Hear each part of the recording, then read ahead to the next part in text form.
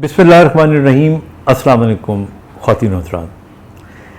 आज मैं बड़ी कॉमन सी चीज़ है जो मैं आपको बताने लगा हूँ। आपने अक्सर नोट किया होगा कि हमारे घरों के अंदर जब कोई मोच आ जाए या कोई चोट लग जाए, जिस तरह मिसाल के तौर पे घुटने के ऊपर या हमारे एंकल जॉइंट पे, टखने पे या बाजू पे आ जाए, तो फिर हमारे घरों में पड़ी हुई बहुत सी चीज़ें होती हैं। मैं उनके नाम नहीं लेना चाह रहा बिकॉज़ वो कमर्शियल हो जाएगा, और जिनके अंदर बहुत सी ऐसी क्रीम्स होती हैं। मिसाल के तौर पे जैसे ये क्रीम है, मैंने टाइटल छुपा दी है, तो इसको हम फौरी तौर पे यूँ करेंगे और उसके बाद इसको हम, अगर मिसाल के तौर पे यहाँ पे चोट लगी है तो यहाँ पे हम इसको मलना शुरू कर देंगे, ये रब करना शुरू कर देंगे।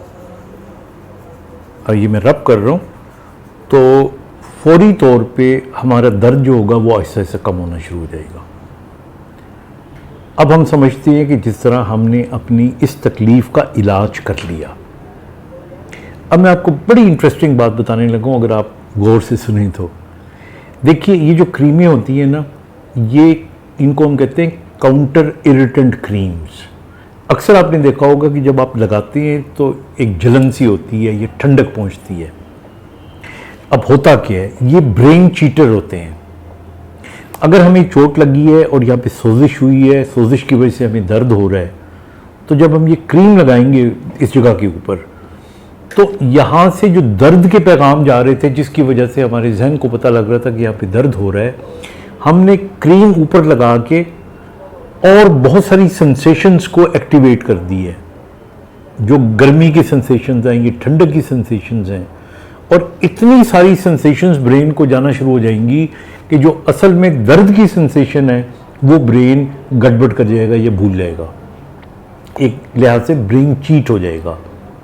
हमारी दर्द की कैफियत भी मौजूद होगी, हमारी दर्द की वजह भी मौजूद होगी, लेकिन हमें दर्द महसूस नहीं हो रहा होगा, बल्कि इस जगह पे ठंडक या जलन महसूस हो रही होगी, क्योंकि हमने सेंसेशन जो है, क्योंकि ब्रेन में जिस रास्ते सेंसेशन जा रही होती हैं उसको हमने एक किस्म का ब्लॉक कर दिया।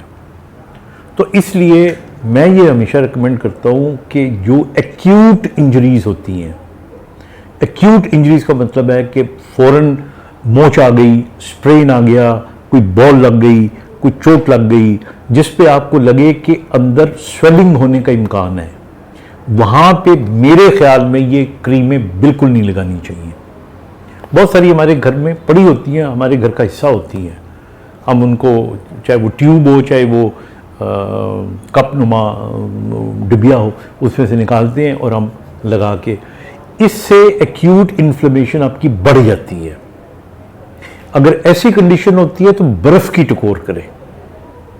बर्फ़ की टकोर करने से आपकी जो इंजरी में जो स्वेलिंग हो रही होती है वो रुक जाती है, और बाद में फिर आप दवाई खा लेंगे, वो इन्फ्लेमेशन बिल्कुल ख़त्म हो जाएगी। तो इसलिए आज का ये मेरा जो प्रोग्राम था वो ये बताना था कि अगर कोई मोच आ जाए, ये चोट लग जाए, तो ये काउंटर इरिटेड जो क्रीम्स होती हैं, इनका फ़ायदा है, ये नुकसान तो इनका एक्यूट इंजरीज में नुकसान है। अब फिर आप पूछेंगे ये बनाते क्यों हैं, और अगर नुकसान है तो फिर इनको मना क्यों नहीं करती गवर्नमेंट के, रोक दे। इसका फ़ायदा हो सकता है क्रॉनिक पेनफुल कंडीशंस में, यानी आपको कोई एक्यूट इंजरी नहीं है, महीना 2 महीने हो गए, कमर में चोट लगी थी, घुटने में स्वेलिंग नहीं है पर चोट लगी थी, तो वहाँ पर वक्ती तौर पे रिलीफ हासिल करने के लिए आप ये इस्तेमाल कर लें। अगर कोई मसल स्पेज़म हुआ है और वो क्रॉनिक हो रहा है, उसके ऊपर आप लगा लें, तो वहाँ पे इसका फ़ायदा हो सकता है। लेकिन जो इमीडिएटली जिस तरह मोच या ऐसी कंडीशन हो, वहाँ पे ये इस्तेमाल नहीं करनी चाहिए। Thank you very much.